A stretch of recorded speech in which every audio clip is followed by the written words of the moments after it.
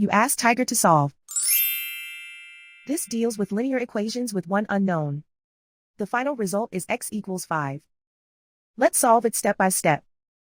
Group all x terms on the left side of the equation. Subtract 13x from both sides.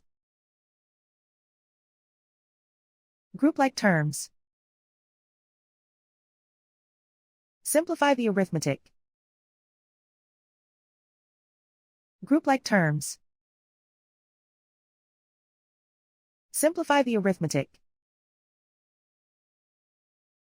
Group all constants on the right side of the equation. Subtract 19 from both sides.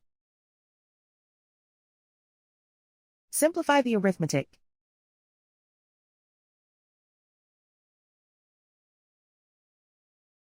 Isolate the x. Divide both sides by -5. Cancel out the negatives. Simplify the fraction.